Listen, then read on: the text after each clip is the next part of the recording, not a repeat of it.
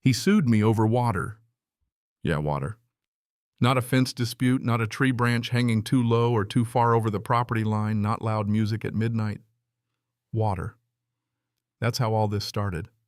And if you'd told me 2 years ago that turning on my sprinklers would land me in a courtroom, I would have laughed. I would have handed you a beer, slapped you on the back, and said, yeah, right.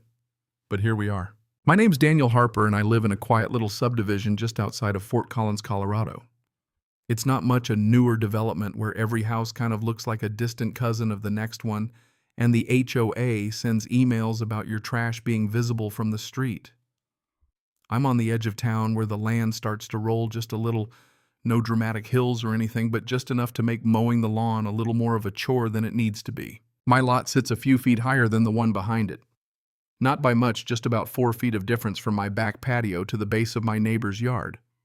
It's not a huge difference, but enough that when the houses were first built, the original owner of the lot behind me had a retaining wall put in a nice stacked stone wall with little gaps along the bottom to let water drain out. It looked nice, and it still does, honestly. I moved in a few years ago, and the house behind me was owned by Leonard Briggs. Leonard's the type of guy who irons his jeans. Retired in his mid-50s from some regional insurance firm, and he talks like someone who's always run the numbers on everything. Not a bad guy, just particular, very particular. I water my lawn twice a week. Early mornings, 5:30 a.m., before the sun gets too high. I've got a basic irrigation system on a timer, nothing fancy. I follow the city guidelines, especially during the dry months. Colorado summers are brutal, and if you don't stay on top of it, your lawn turns into a crunchy brown carpet real quick. The first year I lived here, there were no problems. Leonard and I were just two neighbors waving over the fence. We'd chat sometimes about the Broncos. I helped him move a grill, once the usual neighborly stuff. Then one afternoon in late June, I was at home when there was a knock on my door. Leonard was standing there holding a manila folder like it contained the secret to the universe. "Daniel," he said. No smile. "We need to talk about your watering schedule." My watering schedule, I remember blinking at him, confused. "What about it?" He opened the folder and pulled out a stack of printed photos, close-ups of damp soil at the base of his retaining wall. "This," he said, tapping the photo, "is from this morning. The soil behind my wall is getting saturated. Your irrigation is destabilizing my property." I thought he was joking seriously, so I laughed just a little. Not in a mean way, more in a, "what are you talking about" kind of way. "Leonard, it's just sprinklers. The water goes straight down," I said, but he wasn't laughing. "You're uphill," he said, shaking his head like I didn't understand the basics of gravity. "Water follows gravity, Daniel. It moves downhill." I tried to explain that I had drip zones and rotary heads adjusted to avoid overspray. I told him that runoff never even crossed the sidewalk. But he wasn't hearing it. Instead, he kept shaking his head like I was some kid giving excuses for why the dog ate his homework. Over the next few weeks, Leonard brought it up 3 more times. Every time he got a little more intense. He started throwing around phrases like hydrostatic pressure and lateral migration, and that's when he hit me with, "I've done my research." That should have been my warning sign, but I brushed it off. A month later, I was sitting at my kitchen table sipping coffee when the doorbell rang. It was a process server. And that's when everything went from strange to surreal. The feeling you get when a process server shows up, it's like your stomach drops half an inch before your brain even catches up. Leonard was suing me. The lawsuit claimed that my lawn irrigation system was a private nuisance and that it was causing structural damage to his retaining wall. He said my watering was causing the mortar joints in the wall to crack. I stood there reading the document over and over, trying to make sense of it. But there it was in black and white. This was real. At first I wasn't angry. I was just stunned. Embarrassed even. What would the neighbors think? What about the HOA? I could already hear the whispers, see the judgment behind their polite smiles. So I did what anyone would do. I hired a lawyer, Michelle Carter, local, sharp and calm. She didn't sugarcoat anything. First thing she said during our initial meeting, "Don't talk to him anymore, not one word." Second thing, "We're hiring an independent soil engineer." A week later, Dr. Aaron Patel came out to inspect both properties.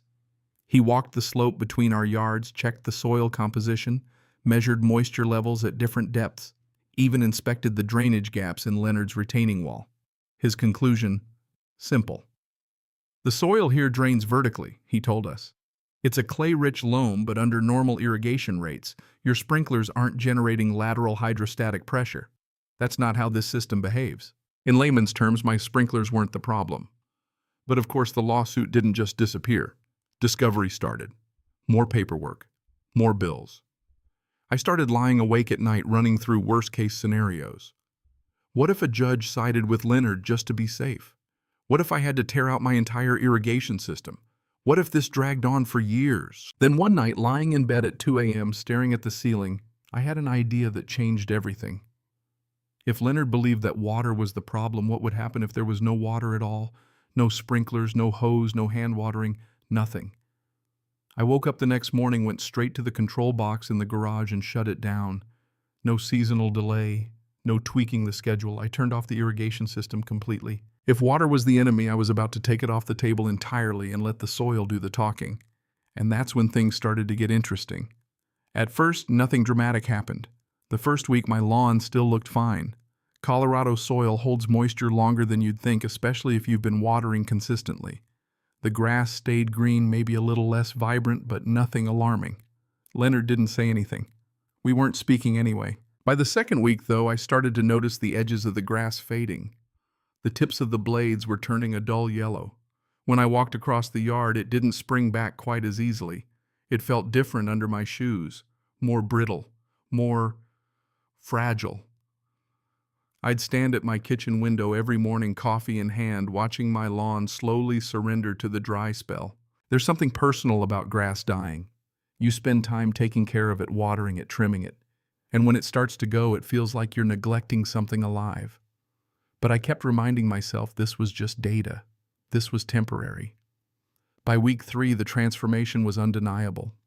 My yard had shifted from vibrant green to a patchy, dull gold. The soil, especially near the retaining wall, had hardened. Small cracks started to appear on the surface. I didn't say anything to Leonard. I didn't need to. He saw it. One afternoon, as I pulled into my driveway, I caught him standing near the base of his retaining wall, arms crossed, staring up at my yard. It was like he was trying to figure out if it had personally offended him. He glanced at me, then back at the yard. He didn't say anything. A few days later, Michelle called me. Leonard's lawyer wanted updated inspection photos. I smiled for the first time in weeks. Dr. Patel came back out, and this time the moisture readings were different. The soil was as dry as it gets. Dr. Patel explained that the lack of moisture had caused the soil to shrink, which put pressure on Leonard's wall. The cracks in the mortar had widened.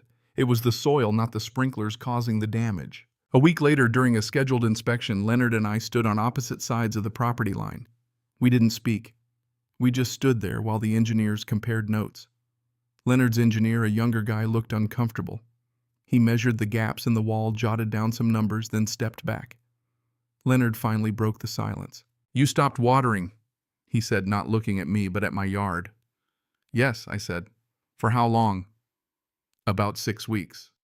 He nodded slowly, his jaw tight. Later that evening, as I was taking the trash bins to the curb, Leonard walked over. No lawyers, no engineers, just him. "You're doing this on purpose," he said. I looked him straight in the eye. "I'm removing the variable you said was the problem. You're damaging your own property to make a point." "Am I?" I asked. And that's when I realized something. This wasn't just about water, it was about control.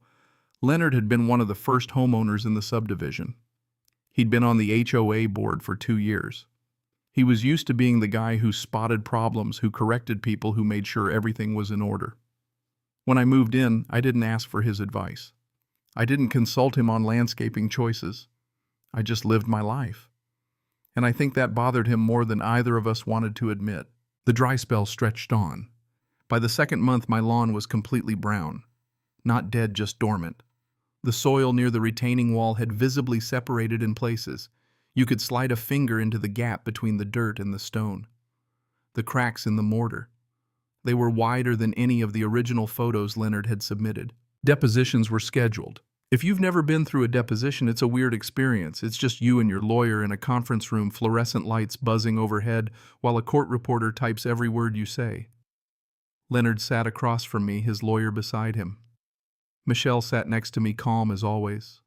Leonard's lawyer asked about my watering schedule, the soil, my intentions when I shut off the irrigation. Was it your goal to worsen the condition of the retaining wall, he asked. No, I said evenly.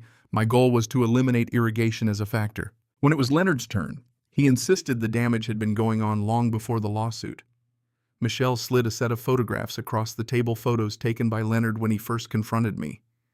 In those pictures, my lawn was green and healthy. The cracks in the mortar were small.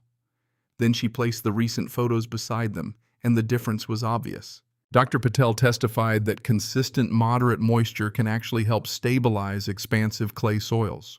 Rapid drying, especially after a period of regular watering, increases shrinkage and movement. It puts stress on structures. During discovery, we also found out that Leonard's retaining wall was built with shallow footings and lacked proper drainage. It was more decorative than structural. That revelation changed everything. Leonard's face turned red, not in an exaggerated way, but just enough for everyone in the room to notice. The narrative he had built, the certainty that my sprinklers were the problem, started to unravel. A week later, Michelle called. They want to discuss settlement, she said. I leaned back in my chair, staring at the ceiling, just like I had 2 months earlier. Only this time I wasn't anxious. What kind of settlement? I asked. They're proposing dismissal with prejudice. Each side covers their own costs. No admission of fault, no check for you, just done. Part of me wanted more, an apology, a public acknowledgement, something that said you were wrong. But another part of me was just tired. So I agreed. The paperwork was filed. The case was officially dismissed. But here's the thing, after the lawsuit ended, everything changed. And it wasn't just Leonard who changed. It was me too. That's a whole other story.